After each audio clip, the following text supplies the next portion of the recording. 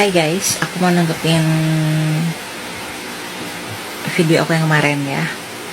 Dan aku mau disclaimer dulu. Jadi apa yang aku ucapkan sekarang suatu saat bisa berubah. Jadi ketika aku nanggepin hal yang sama suatu saat bisa berubah, karena apa yang aku omongin sekarang ya berdasarkan informasi yang aku dapat sekarang. Gak menutup kemungkinan suatu saat berubah karena informasi yang aku dapatkan lebih banyak dan itu merubah cara berpikir aku tuh. Nah guys, dari gambar yang aku kirim kemarin itu adalah siklus perubahan dari pertukaran value ya, dari pertukaran value barang apapun itu, barang atau jasa atau apapun, pokoknya pertukaran value. Nah, dari mulai barter sampai ke penanaman chips ya, untuk cara bertukarnya ya, atau kalau kita sebut sekarang pembayaran ya, karena kita lagi di fase atau ya di fase konvensional ya, uang konvensional ke uang digital. Nah, uang konvensional ke uang digital ini itu awal mulanya guys, digitalisasi ya. Semua udah masuk ke digitalisasi, termasuk pertama e-wallet yang kita pakai. Kemudian habis itu adanya pandemi ya, yang semuanya itu kita disuruh untuk registrasi identitas alias identitas digital. Nah, awal mulanya dari situ ya, identitas digital itu. Nah, karena identitas digital ini guys, itu banyak yang bilang bahwa kita udah nggak punya privacy lagi gitu. Semua yang kita lakukan itu dikontrol oleh orang 1%, orang-orang 1%, kelompok 1% itu. Kita tahulah 1% itu siapa ya. Dan apalagi ketika udah penanaman chips ya, seperti itu tadi namanya kode genom DNA ya. Kode genom DNA itu semakin gampang guys orang-orang itu untuk menaklukkan kita gitu kan. Kalian bisa bayangin nggak sih? Semuanya itu terhubung ya, baik itu bank, akses keuangan kita, akses kesehatan kita ya, termasuk BPJS dan lain-lain. Kemudian akses aset kita ya, termasuk kripto dan segala macam akses aset kita di luar sana, entah itu rumah, tanah atau dan sebagainya macamnya itu guys. Ketika kita tidak bisa mematuhi orang-orang atau kebijakan pemerintah ya, atau orang 1% lah ya, orang-orang 1% itu guys, semua bisa di-cut, semua akses bisa dimatikan ketika kita udah dalam pengendalian mereka, karena akses data kita, tubuh kita udah di mereka semua. Ketika misalnya kita ada pembelotan atau kita nggak setuju sama kebijakan pemerintah ya guys, bisa aja itu akses kita untuk mengakses bank ya, mengambil duit nggak bisa, ke rumah sakit nggak bisa. Kemudian ketika kita mau naik kereta pun kita kan harus punya identitas ya kan. Kalian lihatlah 2020 kita dipaksa semua pakai aplikasi PP ya, tahu kan semua PP. Jadi kemana-mana kita harus pakai PP guys gitu. Itu awal mulai dari situ semua. Jadi contoh lah, ketika kita nggak lolos waktu itu nggak lolos vaksinnya, kita nggak akan bisa berangkat seperti itu. Dan data itu bisa dimanipulasi guys. Siapa yang ngomong nggak bisa? Bisa banget. Bahkan ini nih ada ya rumor bagi sebagian orang yang dia itu nggak daftar aplikasi PP itu, tapi sudah terdaftar. Aku tahu, dan itu banyak banget rumornya seperti itu. Dan mereka tuh sadar bahwa itu bisa mereka bisa jadi budak orang-orang 1% itu kalau mereka registrasi di situ. Nah, kemudian masalahnya di sini adalah kita rakyat kecil ini ya yang jadi korban juga gitu loh. Kita nggak ada pilihan lain guys selain mematuhi. Tapi orang-orang sana rumornya ada yang seperti itu, rumornya ya, rumor kita tahu lah ya. Bukan rahasia umum lagi, rumor. Nah, ya itu tadi, kita nggak ada pilihan guys, orang-orang kecil nggak ada pilihan lagi gitu kan selain mematuhi itu. Ya kita nikmatin aja deh. Lalu ya, ketika semua udah terintegrasi jadi satu guys, semua data di tubuh kita, semua aset di kita, dan ketika orang-orang 1% itu menjalankan agendanya guys, kita harus ikut gitu. Itu masalahnya di situ. Kemudian ini nih ada agenda nih, misalnya nih, ini kan ada rumor juga, rumor lagi nih, akan ada kiamat internet ya, kalau kalian tahu nih, namanya itu cyber pandemic. Nah ini katanya cyber pandemic ini lebih parah dari COVID kemarin. Kalau COVID kita masih bisa ngakses internet guys, ya kan. Tapi kalau udah cyber pandemic ini udah nggak bisa, totally nggak bisa. Mungkin orang-orang punya Starlink masih bisa kali ya.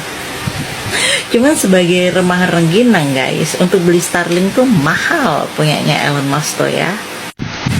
Kalau kemarin ya namanya COVID, ya meskipun kita di lockdown ya, kita masih bisa guys ngakses internet guys, kita masih bisa tuh work from home ya, WFH. Kalau kemarin ya namanya COVID, ya meskipun kita di lockdown ya, kita masih bisa guys ngakses internet guys, kita masih bisa tuh work from home ya, WFH. Tapi ketika cyber pandemic guys, ini udah total nggak bisa semua akses internet guys, termasuk akses bank, akses ke muanya yang berhubungan sama internet mati total. Coba gimana tuh? Alasannya sih kan macam-macam. Ada yang bilang perang antar hacker lah atau apalah, apapun itu guys, itu memang sudah di agenda.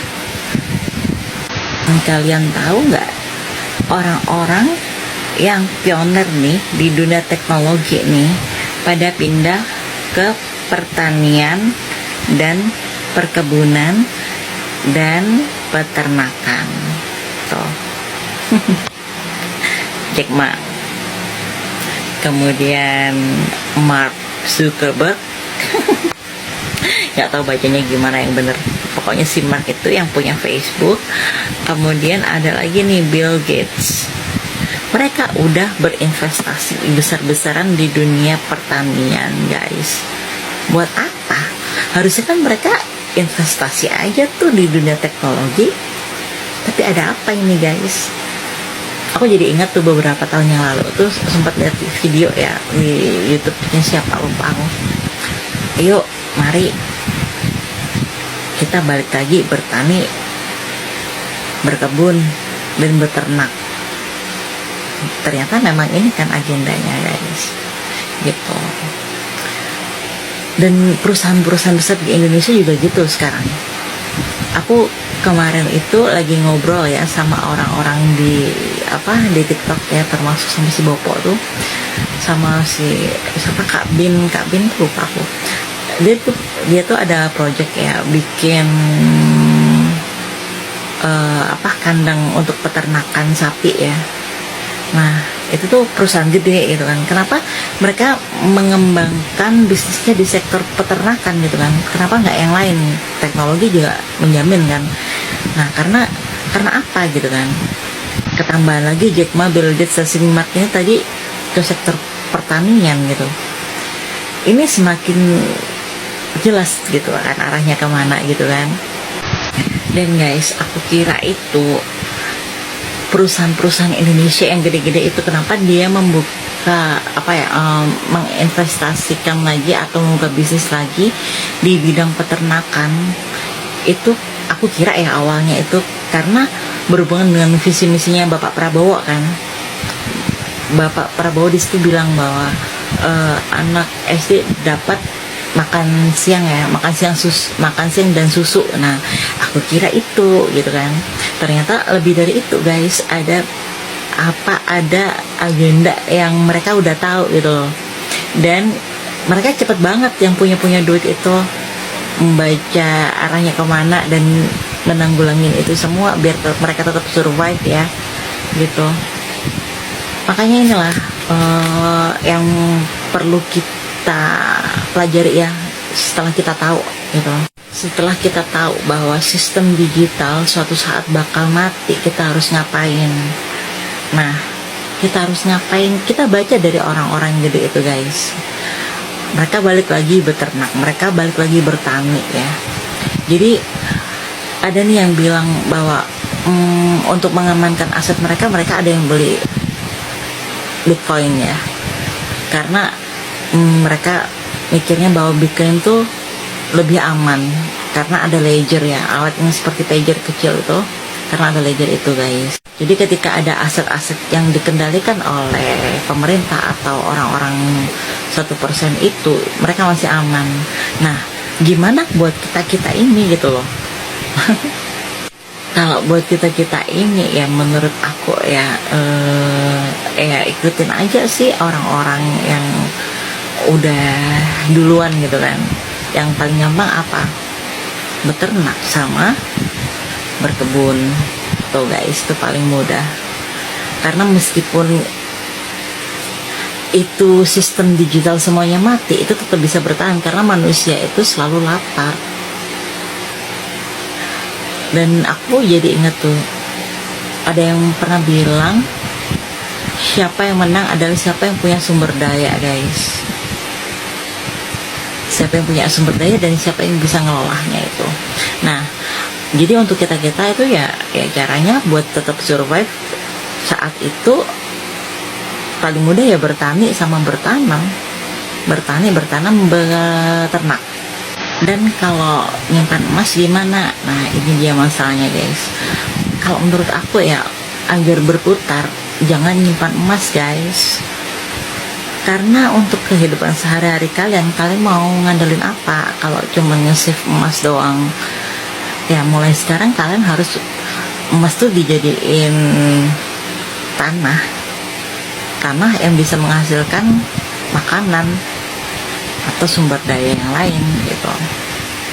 Dan beternak itu mulai sekarang udah dijalanin. Atau gini deh, syukur-syukur kalau itu nggak jadi kan kita juga bisa punya bisnis baru ya kan gitu. Jadi uang tuh muter. Karena segimanapun kalian punya emas, ketika kalian butuh duit pasti kejualnya murah banget guys. Karena orang lebih milih membeli makanan ya daripada membeli emas. Oh, ya kita lihatlah ya. Pokoknya itu tadi lah, mending beternak ya sama bertani itu dia. Ya itu tadi sefruit analisis nggak jelas aku ya. Terserah kalian habis ini mau ngelakuin apa, terserah guys. Lagian kan kalau kalian cari informasi itu banyak banget, terserah kalian mau ngambil informasi yang mana yang menurut kalian bener ya. Itu cuman analisis aku aja, analisis ngawur. Kalian mungkin berbeda pendapat juga nggak masalah guys. Yang penting gimana caranya nanti kita bisa saling tolong menolong, bahu membahu untuk saling menguatkan ketika itu terjadi beneran. Ya kita nggak ngedoain sih semoga itu datangnya lambat. Cuman kalau datangnya sekitar tahun 2025 dan sekitarnya tuh bukannya kita harus siap-siap mulai sekarang. Ya nggak sih gitu.